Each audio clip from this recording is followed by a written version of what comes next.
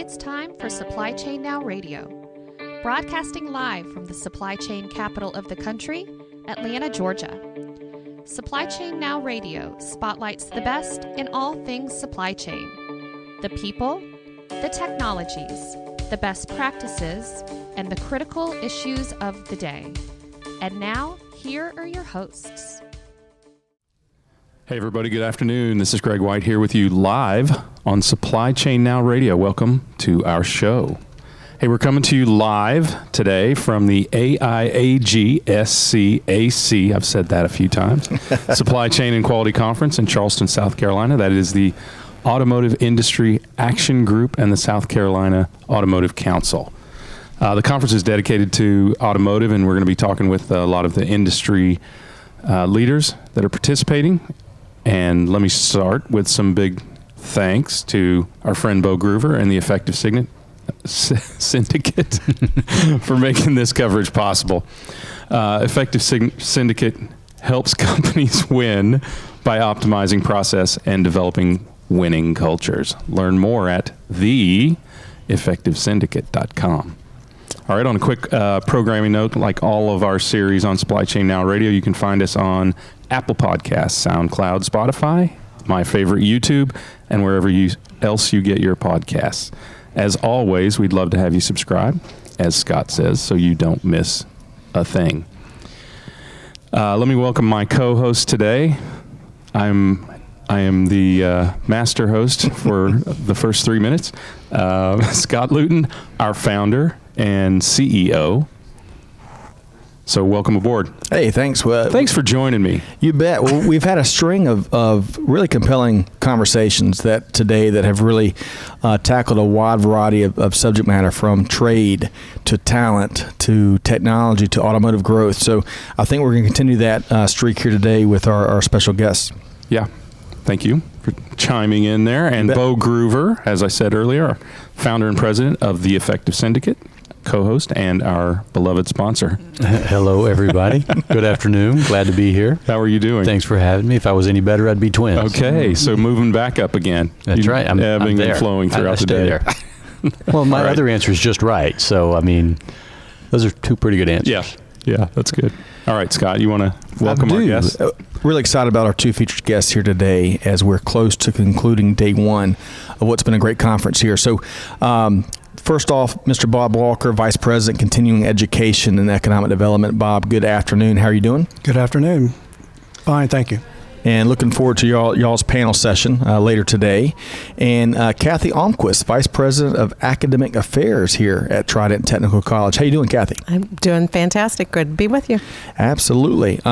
So, as we talked about kind of on the warm-up show, we want to dive in first before we talk more about the institution here is learning more about each of you and kind of your journeys to get here in your current roles. So, Cathy, I want to start with you. Tell us more about yourself. Well, I have worked here at Trident Technical College for 28 years. But to be honest with you, I have always been on a community college campus. My parents were both community college professors, grew up on campus. Where at? Iowa Western Community College, the Clarinda campus. Okay. Not the main campus. Okay. An extension. And actually have my associate degree from a community college. So other than my stint at the College of Charleston and Iowa State, I have always been on a community college campus. I'm a believer in the system. Wow.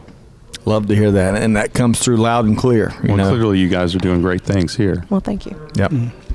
Bob, how about yourself? Well, actually, I went into the Air Force right out of high school as a jet engine mechanic, and after active duty for 6 years, I actually came to Charleston to go to Trident Tech in the aircraft maintenance program. So I'm a graduate of this college, and after that, I went on and got my electrical engineering degree, both a bachelor's and master's at the Citadel and the University of South Carolina. And I've been here 21 years. Came back in 1998, starting in the engineering technology department as an instructor. And then I moved to administration about 10 years ago. Okay. Did you ever spend any time at Shaw? Yes, I did. I'd go to Shaw to the altitude chamber. Okay. I was a flight engineer in the reserves on the C-141, which is a predecessor to the C-17. But I'd go to Shaw for the altitude chamber, once a year, and then my wife is from Sumter. So, Okay. Yeah. C-141 Star Lifter. That's right. I was part of the 22nd LSS 20-something years ago at Shaw. Spent a year at Shaw. And who knows, we might have passed each other in the dining hall there. Could have. And jet engine mechanic. Right. Those are, as we talked about earlier, one of the earlier episodes on talent. Right. That's exactly where my head went. Yeah. In demand. And whether it's jet engines or whether it's diesel engines, we hear a lot about the truck. This is Truck Driver Appreciation Week, so we've spent a lot of time, giving love to our truck drivers that make it happen and make supply chain and the economy happen. But what also is not really as much talked about is the need for mechanical skill sets to make supply chain happen across industry, right? Right. And what's interesting is it's across all industries right now. We're seeing a shortage across industries. It doesn't matter. It's mechanics, logistics, you name it, engineering. It's just the way it is. And the good news is here at Trident Technical College, y'all are doing something to move the needle to address those gaps, right? So let's talk more about the mission here. Bob, Cathy, who'd like to start? Well, I'll just tell you, the mission of this institution is twofold, but really onefold. We are workforce development. Our task, our mission is to make sure that the 3-county area that we serve, which is Charleston, Dorchester, and Berkeley counties here in South Carolina, that they have an adequate and highly trained and effective workforce so that we can keep the economic engine around here running at all times. That's our job, workforce development. We also have an access piece. We provide access to higher education. We are an open door institution, so it doesn't matter how bad you screwed up in high school, you can still go to college because we are open door. But even that access piece is designed around workforce development. Even if a student comes here for the first 2 years to transfer somewhere else, ultimately, we want them to go to work. Yeah. Great point. I could have used community college. Could use some help here. So when you said, and I love that, we are workforce development, I'm thinking of the Penn State chant, we are Penn State. We need to apply that here, right? And then a different way. That's a great, we're going to steal that T-shirt slogan. We are workforce development. Yes. It doesn't really roll off the tongue quite that way, but not quite. All right. So what else would you add, Bob, to the mission of Trident Tech? Well, we also offer continuing education courses. Cathy's programs are on the academic side of the college, and she has over 160 programs, and most all of those lead to some kind of job, as she mentioned. But my side of the college is continuing education, so it's non-credit training, and this is for folks who may want to get some really quick entry-level training to get to work. We also do training for industry, where we may go out to their facility and train there and their employees, or their employees may come to us and we train in our labs. We also have a lot of open enrollment type of programs in our division, healthcare, computer IT, things like that. And we also do a lot of personal interest things. We have a summer camp for children every year. I think we've had like 20 years this past year, and it's for children between 7 and 17, and they come either in the morning for a camp or in the afternoon for a camp. It lasts 5 days, and it's all over the map. It's a lot of things like culinary, computer programming, music, theater, all kinds of things. So we try to get them early, get them interested, and hopefully they'll come back and be one of our students later. Yeah. One thing we found out here in talking with a wide variety of folks that are here, that Trident Technical College is the third largest institution in the state. yes, we are. Had no idea. Although what a gorgeous and large campus y'all have just here, right? Right. Yeah, and this also, This is one of 4 campuses that we have. It is the largest, but we also have campuses in downtown Charleston. We've got one in Mount Pleasant, and we've got one out in rural Berkeley County. Oh, really? So let's talk more about your specific roles real quick. So Bob, tell us more about what you do here at school. Well, as the Vice President for Continuing Education and Economic Development, what I do is run that division, when it's not running me, but basically offering that opportunity for short-term training for workforce, as well as a lot of different things, as I mentioned earlier. But we also try to integrate with the community a whole lot. We're out there with the chambers, with the CRDA, with conferences like this, trying to be out in the community, letting people know what we do and the resources we have that may be able to help them when it comes to their employees and how to enhance their employees' capability and productivity, things like that. So a lot of times it's a lot of being out there, being the face of Trident Technical College, and just making people aware of what we have. A lot of people just do not realize the capabilities we have at the college. Absolutely. And the scope of what you are touching and the impact you're having. Cathy, what about you? Tell us more about your role. Well, as Bob mentioned earlier, we have 160 credit courses, or not credit courses, but credit academic programs. Those are associate degrees, diplomas, certificates. All but two of those, are designed to put people to work immediately. The two that are not are transfer programs. They're designed to let students have the first 2 years of a 4-year college degree and then transfer on to the College of Charleston, the Citadel, the University of South Carolina, Clemson, wherever. Those are both very large programs, but the other 150 some odd plus are all designed to give people workforce skills. Some of them designed around a very particular career. We have, for example, a physical therapy assistant program. You get that degree, you go to work as a physical therapist assistant. Others are designed to help someone who already has a skill set to add on to that. We've got a host of IT certificates that are short term, that maybe somebody who's already working in the IT field just wants to come get a very specific skill set around possibly cybersecurity, possibly a certain type of programming language. They can come in and get that certificate relatively short term. So how do, as y'all keep your finger on the pulse, there's a lot of employers here today. I'm sure y'all have nonstop conversations about the skill sets they're looking for in manufacturing, supply chain, and elsewhere. How does creating a new course come about? How do y'all know when to add something new? Well, for all of our academic programs that are designed to put people to work, we have an advisory board that is made of employers in that discipline. So each of our academic associate degrees has an advisory board. They meet at least twice a year, and it's a meeting of folks from the industry and faculty members. We listen very carefully to what they're telling us about trends in the industry, what they see coming down the pipe, what kind of people they're looking for, what skill sets they're finding absent in their new hires, what they're looking for. And then we try to be as reactive as possible and turn around and make adjustments to our curriculum. And we do that. We get things rolling pretty quickly. You know, Cathy, a lot of what I heard in your answer is being proactive about seeing around the corner of what employers are seeing front line and getting out ahead of some of the gaps that we know exist and some of the gaps that we find out exist. Right, exactly. Really need to hear that. All right, so obviously the event here, the AIAG SCAC Supply Chain and Quality Conference is here at Trident Technical College.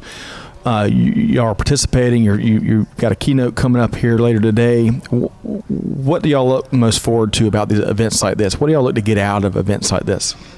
Well, it's networking. A lot of it is networking, getting out and meeting people.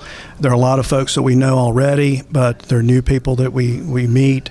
And, sometimes you don't necessarily do anything with them for a while, but then, 6 months, a year down the road, they're aware of where you are and how to get in touch with you, and then maybe we can make something happen for them. Cathy? I'm going to use a really specific example here, and that is we've got good contacts with the industries that we serve now, but new industry has a tendency to pop up pretty quickly these days. True. And so knowing what's coming is as important to us as knowing what's here. And you mentioned it earlier today. Diesel mechanics, CDL training. We've heard rumblings about that. I thought you were going to say we are workforce development. I was ready for you to say. We are workforce development, and we've heard rumblings about both of those. Yeah. And we have plans in place right now to get those programs up and running at our rural Berkeley campus, which we say rural, but compared to some rural, it's not that rural. It's just outside of Moncks Corner. But we are hoping to have CDL training available in January. And while there are other places that you can go to get training to get that CDL license, sometimes it's not accessible. It's not accessible to some of those people for whom getting that license would be a life-altering, a family-changing event. Right. And sometimes you got to have the money to pay for that training before you can get that training. Part of our mission is access. We're going to make that training accessible to people. That's outstanding. Powerful. Why do I sense that Mike Rowe is probably big fans of you all? You know, I see his stuff every once in a while, and I'm always tempted to just reach out and say, I think you should. You need to get on this campus and see us work. Absolutely. Yeah. I mean, look, one of his big statements is so many people are spending money on college education and coming out of school with lower income opportunity or no opportunity, right, or limited opportunity than people who are in the trades. And for so long, I don't know about everyone else around this table, but it was just assumed when I was a kid that we were going to college, right? Right. I have a 17-year-old daughter. I'm actually trying to encourage her to be a plumber. So well, let me I think she could make a bundle. Oh, she could. Let me tell you a little bit about what we've done with regard to younger people and the trades. We have a youth apprenticeship program here that is being rolled out as a model across the country. It was developed in partnership with our local chamber. They were a huge supporter for us. We could not have gotten it off the ground without the local chamber.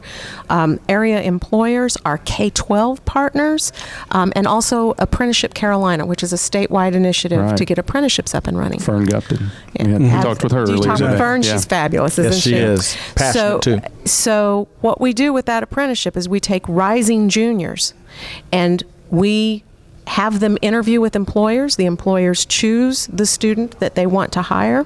That young man or woman then spends the next 2 years in an apprenticeship where they take high school classes, they take college classes with us here at Trident Technical College, and they go to work. And in the summers, they work full time.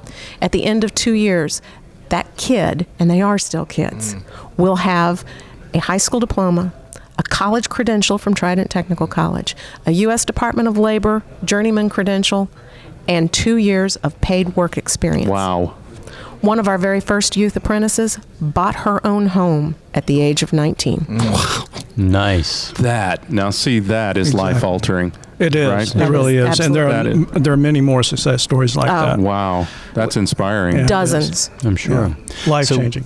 What are the trends that you guys are looking out at? So, the one or two things that you got your eye on, there's a lot of change, new industries pop up, as you mentioned. So what are the things that you're looking at or watching for?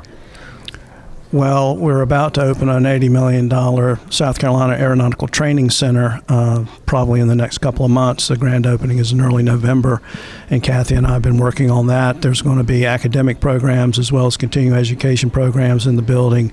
Ready SC will have a presence there as well. But one of the things that we're seeing is it's always a challenge for a two-year technical college in a state system to be able to afford the technology, and the technology is moving so quickly now that we are working very hard together to leverage everything we have, all the resources we have, all the equipment we have, the spaces we have to train. But I think we're going to see more and more partnerships with industry so that we have one foot in their door, they have one foot in our door when it comes to developing curricula. And being able to do that, we're seeing more technicians taking on more and more technical responsibility in the industry, in the manufacturing industry. They're having to do higher grades and higher levels of work than years past. I remember when I was a technician in the Air Force, we had a specialty for everything. We had jet engines, we had hydraulics, we had electrical. But you've probably heard of mechatronics, and that's the blending of so many things, the mechanical, the electrical, the computers. And so what industry really needs is somebody who is able to adapt to more and more responsibility and higher level responsibility. So I think that's what we're going to see, and we really have to work closely with industry on this. And I just want to second what Bob said about more of a blending, more of an industry presence in what we do, more of our presence in what they do. The same is true with those hard borders that we've always seen between K-12 and college, between a community college and a senior institution.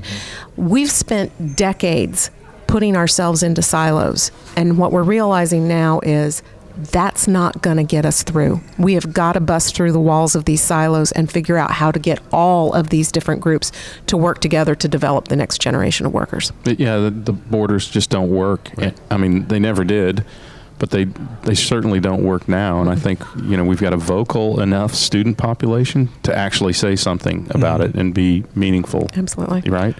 I mean, how many people left high school and had no idea how to get a job and no experience? Likewise, with a JUCO degree or even with a college degree, got out of school, and the first requirement with any job that you go to is, do you have any experience? And the first question you want to ask yourself when you get out of college is, why did I go to college? And that's the beauty of that apprenticeship type of program. Exactly. Where when the first question is, what's your experience? That 18-year-old can say, I have 2 years of experience running this CNC machine over here, or whatever it is that they've been apprenticing to do. And what's really cool is we've had a number of these students who have actually gone to work with an employer, and that employer has turned around and said, we'll fund you going to get your bachelor's degree in engineering or whatever. That's outstanding. And so now they've already got a foot in the door with an employer, and that employer is going to help them continue on with their education and take higher and higher levels of responsibility in the company. But we have to find more. We're punching holes in the walls of the silos right now. We got to find ways to completely tear those walls down. Yep. Completely with you. So before, Greg's always curious about folks looking around the corner. Well, especially as you all have a great view around the corner, but go ahead. Any other industry trends or challenges that y'all have been talking about as a team or talking with your advisory board about before we kind of get your fearless prognostications for 2020? I'll just say it's really, really hard to stay on top of workforce development when an entire new industry can come to town and change your entire culture overnight. One of the things that we have learned across this last decade, and it's only been a decade since Boeing announced that they were going to establish a plant here, we have completely shifted the economy of this area. And I think that we've done a reasonable job of trying to keep up with that. But if I were to say anything to any other community college, it's stretch all the time, because we like to think that we're flexible, but then when the challenge comes to really try that flexibility and really see just how flexible you are, you may find that you've gotten a little stiff in your joints. Wow. So keep flexing all the time, keep changing, keep reacting. It's almost impossible to keep up because we don't know what the next industry is going to be. But as long as you keep that wheels rolling and keep moving in a positive direction, you can get there.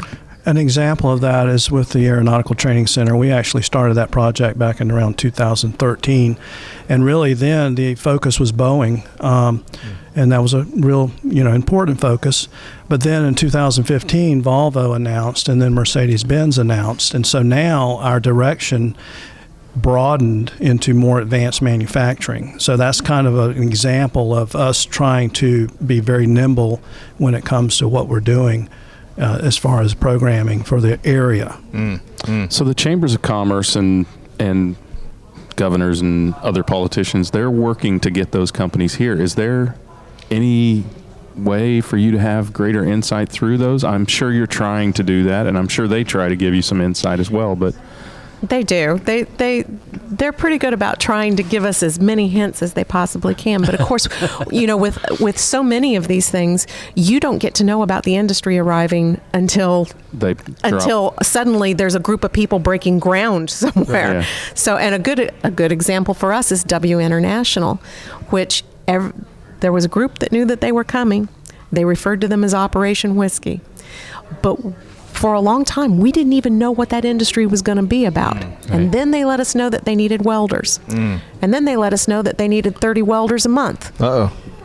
for the next 3 years. Holy cow. And I'm thinking, we produce 30 welders a year. So we had to ramp up fairly quickly to try to help address that big workforce need. But sometimes you don't have much time to do that. Sometimes you really got to turn on a dime. That's a really good practical example of keeping your flexibility. That's right. That's right. I mean, because that is a dramatic change. So we've got to I understand y'all have got a keynote just around the corner here. So Greg, yes. real quick. Some of us have jobs to do. You two. Not us. Just Bob. I could stay and talk all day. All right. Fantastic. We got an open seat. It'll be a mini series. So I have to ask this. So imagine you have a crystal ball. Right? Imagine it's not something surprising coming from the government with only hints or not even hints. Any bold predictions for the next year? Look at her, look at you. She's going to make you go first. I don't know if I can make any bold predictions. Any boring I think, or... again, I think it's going to be, this is for us in Trident Technical College, one of 16 technical colleges in the state and the third largest higher education institution in the state. I think we're going to be working very hard when we open this aeronautical training center because it is just a completely different ball game for us. And so we're going to have our hands full for the next year. And to be honest with you, when we were working through this, I contacted some folks out at Wichita State, and I said, I'm hoping we can get our legs under us in 3 years. And the person said, I think it took us 5. But we really have so much opportunity on the horizon with this center, and so I think this is going to consume us for the next good little bit of time. Absolutely. Advanced manufacturing, and keeping our transportation and logistics ahead of what is being manufactured. It doesn't matter how many things you can produce if you don't have any way to get them off of the shop floor. So those are the 2 areas that I see really exploding and changing across the next several years. And I'd echo what Bob said about better partnerships with business and industry so that we develop the right curriculum for them. Right. Well, I think there's a lot of baked into it. Sounds like the DNA of the leadership team here that y'all are addressing the need now while progressively and actively and not even putting your finger on the pulse. It's like y'all are passionate look around the corner of what's going to be needed next. And I think that for me is a breath of fresh air. I mean, I think we seemingly have sat down with a variety of educational leaders. Dr. Troy Montgomery at UGA is all about getting his students out and connecting with the real world in a way that is that I didn't experience when I was in school. So great. I love to hear the leadership. I love to hear the passion that comes from both of y'all. And we're going to come back and check in on this big aeronautical project, which when does that go live? Well, we're having a grand opening on November 8th. Okay, and, right around the corner. We're already offering classes. I mean, we are moving in and we started classes on the 26th of August, and we had to move everything that was up at the Berkeley campus in Moncks Corner down, all the aviation programs that Cathy has. All the airplanes. All the airplanes. Well, real quick, how can folks, you have so much going on, but how can our listeners reach out and learn more? Well, our website is www.tridenttech.edu, and if you search through that, you should be able to find our contact information. Website's a good place to start, and if you're really interested in getting started with some classes, you can also call our information line, 843-574-6111, and whoever answers that phone will get you where you need to be. Love it. Great. Okay. Well, we've been talking with Bob Walker, Vice President, Continuing Education and Economic Development with Trident Technical College, and his colleague, Cathy Almquist, Vice President, Academic Affairs at the same. Pleasure to speak with you both. Thanks for carving time out. Thanks for having us. You bet. All right, so we're going to wrap up in an expedited fashion on some upcoming events. We've talked about the Effective Syndicate event on 9/20. We've got the Georgia Manufacturing Summit on October 9th. You can learn more at on our events tab at supplychainnowradio.com. On behalf of Bob and Cathy and Greg and Bo, to our audience, be sure to check out other upcoming events, replays of our interviews, other resources at supplychainnowradio.com. You can find us on Apple Podcasts, SoundCloud, YouTube, Greg White, and all the leading sites where podcasts can be found. Be sure to subscribe so you don't miss anything.